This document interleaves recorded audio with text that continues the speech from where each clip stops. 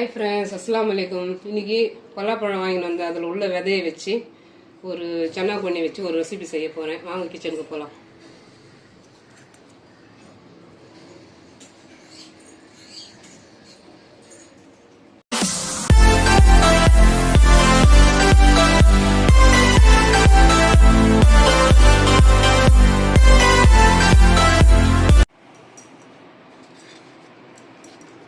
பலாப்பழம் வாங்கிட்டு வந்தேன், அதனுடைய விதை இதை வச்சு ஒரு ரெசிபி செய்யலாம். வாஷ் பண்ணி வச்சுருக்கேன்.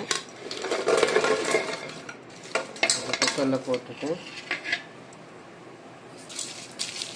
உப்பு கொஞ்சம், இது வந்து கொஞ்சம் கேஸு, அதனால் நம்ம பெருங்காயத்தூள் கொஞ்சம் சேர்த்துக்கலாம். கொஞ்சம் மஞ்சள் தூள்,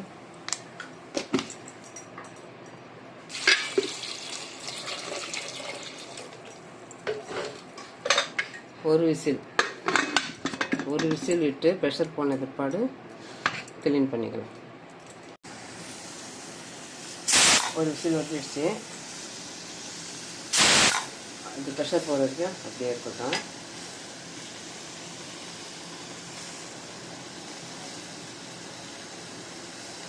ப்ரெஷர் போயிடுச்சு.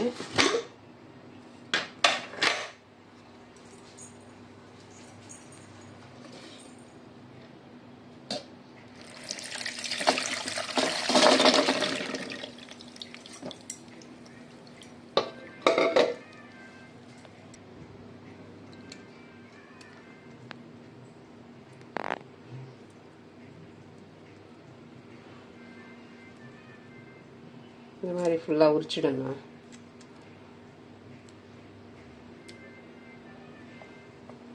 நகத்தாலேயே உரிச்சிக்கலாம்.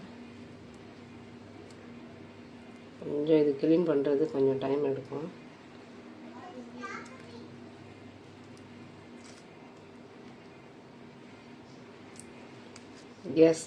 கேஸ் போகிறதுக்கு தான் அந்த மஞ்சள் தூள், பெருங்காயத்தூள், இந்த மாதிரி கொஞ்சம் கரகரப்பாக இருக்கிற அரை மாதிரி இருக்கிற கத்தி வச்சு இந்த மாதிரி நம்ம இந்த தோலெல்லாம் உரிச்சு எடுத்துக்கணும். தோல் இருந்தால் லைட்டாக கொஞ்சம் துவக்குற தன்மை இருக்கும். கொஞ்சம் ஒன்றும் பாதி இருந்தாலும் போகிற பிரச்சனை இல்லை. இந்த மாதிரி நம்ம ஃபுல்லாக சீவிட்டு பார்க்கலாம்.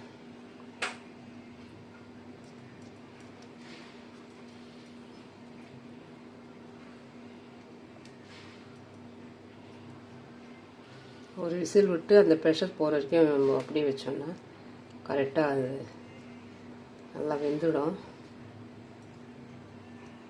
வெந்துட்டு இப்போ இந்த மாதிரி உரிக்க ஈஸியாக இருக்கும். இது பச்சையிலையும் உரிக்கலாம், கொஞ்சம் நல்லா ரஃப்பாக இருக்கும். இந்த மாதிரி நம்ம இதில் உள்ள இந்த கேஸ், மஞ்சள், பெருங்காயத்தூளெல்லாம் போட்டு இந்த மாதிரி அவிக்கிறதுனால நம்மளுக்கு அந்த கேஸ் கொஞ்சம் வெளியில் போயிடும். இந்த மெத்தடை தான் ஃபாலோ பண்ணணும். இது ஃபுல்லாகவும் உரிச்சிட்டு பார்க்கலாம்.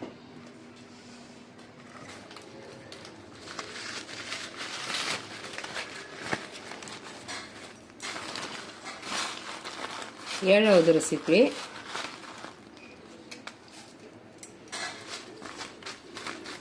இதில் இன்னும் ஒன்று செய்யலாம்.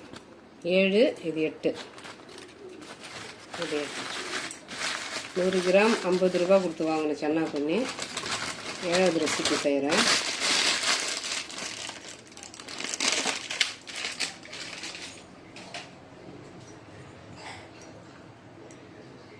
கடலெண்ணெய் 4 ஸ்பூன் கடலெண்ணெய்,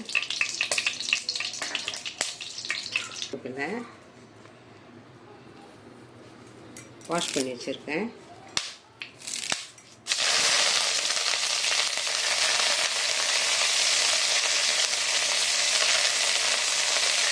தக்காளி 4 தக்காளி,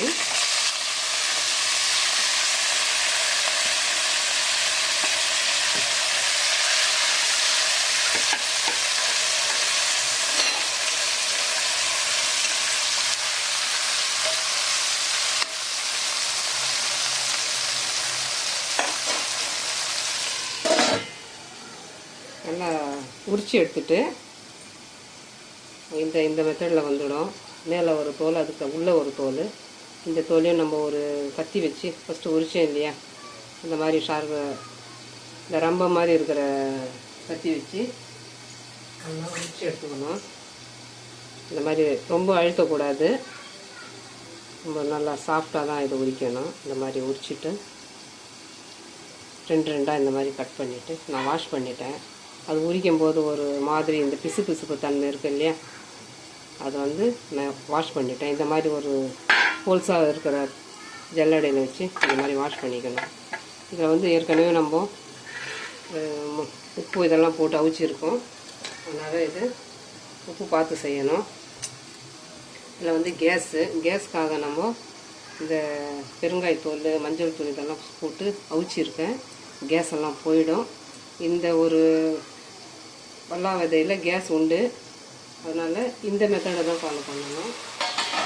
ஸோ நவீன் தக்காளி எதனால் ஃபஸ்ட்டு போட்டோன்னா நல்லா கிரேவி வந்துவிடும். நவீன் தக்காளி ஃபஸ்ட்டு நம்ம எண்ணெயில் போட்டு நல்லா இந்த மாதிரி ஒரு வாட்டி வதக்கிட்டால் நல்லா கிரேவி வரும். அதுக்கப்புறம் நம்ம ஒரு கொத்தமல்லி, ஒரு பெரிய வெங்காயம், 2 வெங்காயம்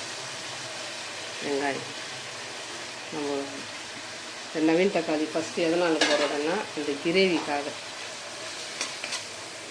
அதுக்கப்புறம் நம்ம வெங்காயம் சேர்த்துக்கலாம்.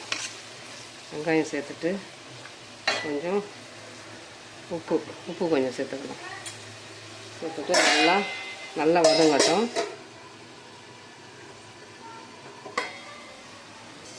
நம்ம தாளிக்கிற வரைக்கும் இந்த மாதிரி தண்ணியில் போட்டு வச்சுட்டா அது நல்லா அதில் உள்ள 1-2 இந்த குருட்டு மண் இருக்கும் இல்லையா, அதெல்லாம் வெளியில் வந்துடும். நம்ம அப்படியே கொஞ்சம் அழுத்தி கொடுத்து வாஷ் பண்ணிக்கலாம்.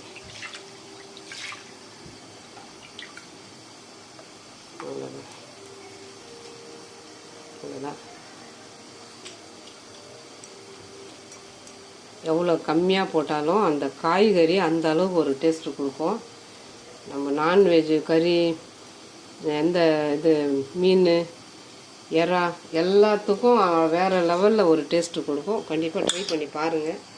அதனால இவ்வளோ ரெசிபி பண்ணியிருக்கேன்னா, வாங்கினது கொஞ்சம் தான், 50 ரூபா தான். நான் எந்த அளவுக்கு ரெசிபி பண்ணியிருக்கேன் பாருங்கள்.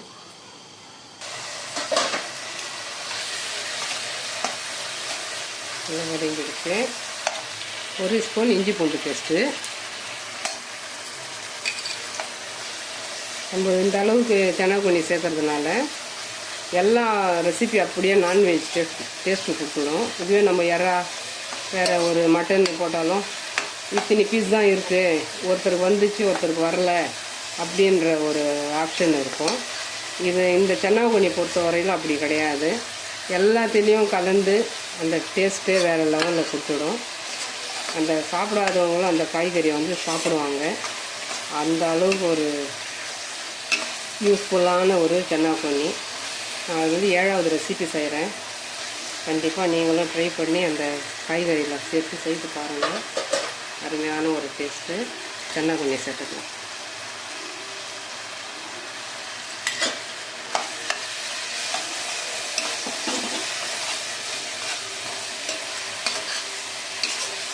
நவீன் தக்காளி இருந்ததுன்னா இந்த அளவுக்கு போட்டுக்கணும்.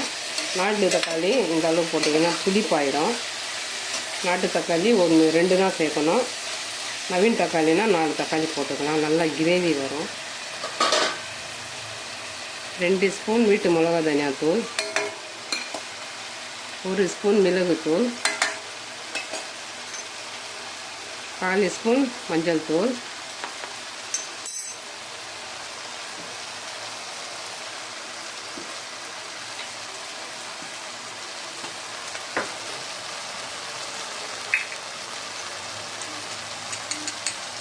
கால் ஸ்பூன் கரம் மசாலா,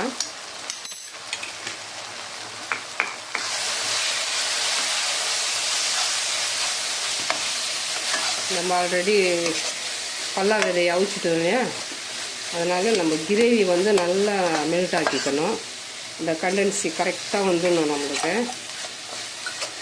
காய் சேர்த்து நம்ம வேக வைக்கிற அளவுக்கு நம்ம கிரேவி இருக்கக்கூடாது. கிரேவி நல்லா பக்காவாக நம்ம ரெடி பண்ணிடணும்.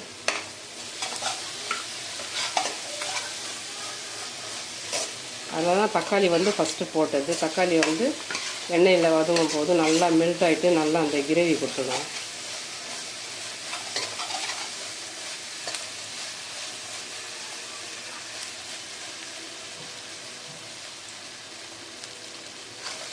நல்லா எண்ணெய் பிரிஞ்சு வர வரைக்கும் இந்த மசாலாவை நம்ம நல்லா கலரி கொடுத்துக்கணும். நம்ம கேஸ் கொஞ்சம் இப்படி அடி பிடிக்குதான்னு சொல்லிட்டு பார்த்து லோவில் வச்சுக்கலாம்.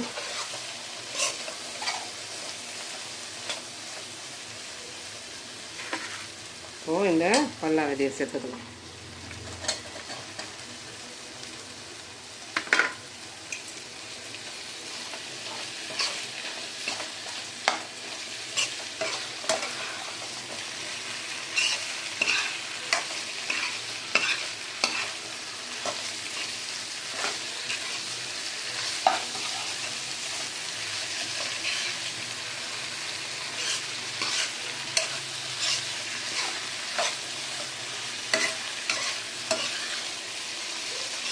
கொஞ்ச நேரம் நல்லா கலரி கொடுத்துக்கணும். ரெண்டும் கலந்து வர வரைக்கும் கொஞ்சம் லோ ஃப்ளேமில் வச்சுக்கணும்.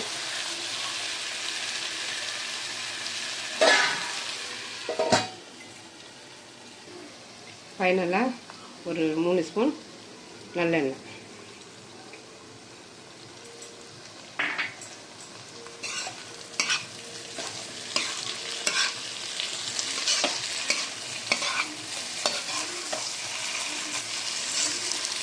நல்லா இந்த மாதிரி நல்லா ரோஸ்ட் ஆகணும். நம்ம தண்ணி சேர்க்காம அப்படியே செய்யறதுனால ஃபஸ்ட்டு அந்த தக்காளி வந்து எண்ணெயில் போட்டதும் அது நல்லா மெல்ட் ஆகிடும். மெல்ட் ஆன பிற்பாடு நம்ம வெங்காயம் சேர்க்கணும். ஸ்டெப்பாக எப்படி போட்டோன்னா அதுவே மாதிரி பண்ணிங்கன்னா தண்ணியே இல்லாமல் நம்ம செய்யறது நல்லா கலந்து இந்த அளவுக்கு நல்லா ரோஸ்டராக வந்துடும். இந்த மாதிரி கண்டிப்பாக ட்ரை பண்ணணும். இந்த உரிக்கிறது தான் கொஞ்சம் வேலை. பல்லா தொலையிலேருந்து எடுத்து அதை அவிச்சி அது இந்த அளவுக்கு உரித்து அதில் உள்ள தோலெல்லாம் எடுக்கிறது தான் கொஞ்சம் டைம் ஆகும். அவிச்சிட்டு செய்வீங்கன்னா கொஞ்சம் ஈஸியாக இருக்கும். பச்சையில் செய்கிறதா கொஞ்சம் டைம் எடுக்கும். அவிக்கிறதுனால நம்ம கேஸ் எல்லாம் வெளியில் போயிடும். நம்ம கேஸ் சாப்பிட முடியாது இல்லையா, கேஸ் எல்லாம் வெளியில் போயிடும்.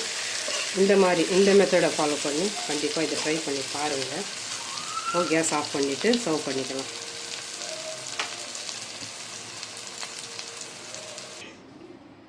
அவ்வளோதாங்க. வீட்டில் பலாப்பழம் வாங்கின்னு வந்தீங்கன்னா கண்டிப்பாக இந்த சமையல் உங்களுக்கு ஞாபகம் இருந்துச்சுன்னா இந்த மாதிரி எடுத்துகிட்டு அந்த விதையை வேஸ்ட்டு பண்ணாமல் இந்த மாதிரி ஒரு ரெசிபி செய்யுங்க. இந்த மெத்தடை செய்து கொடுத்தீங்கன்னா கண்டிப்பாக கடையிலையும் போய்ட்டு வாங்கின்னு வந்து நீங்கள் செய்யறதுக்கான ஒரு ஐடியா வரும். வீட்டில் இருந்தாலும் செய்யுங்க. இந்த சேனலை பார்த்துட்டு மறுபடியும் இப்படி கடையில் வாங்கி செய்யறதுனாலும் செய்யுங்க. கண்டிப்பாக இந்த மாதிரி ட்ரை பண்ணி பாருங்கள். போட்டது சன்னா பண்ணி எவ்வளோ கம்மியாக போட்டிருக்கேன், ஆனால் மொத்தமும் நல்லா ஒரு டேஸ்ட்டு கொடுத்துடும். நான் வாங்கின பல்லாப்பழத்தில் இவ்வளோ தான் வந்தது விதை. இதை வச்சு நான் செய்திருக்கேன். கண்டிப்பாக நல்லா ஒரு அருமையான டேஸ்ட்டு. ட்ரை பண்ணி பாருங்கள். பார்த்துட்டு எனக்கு கமெண்ட்ஸ் பண்ணுங்கள். இந்த சமையல் பிடிச்சிருந்துச்சுன்னா like, comment, share, bell button மறக்காமல் நல்ல உள்ளங்கள் பேகம் சேனலுக்கு சப்ஸ்கிரைப் பண்ணுங்கள். அஸ்ஸலாமு அலைக்கும். கொஞ்சம் டேஸ்ட் பண்ணி பார்க்கலாம்.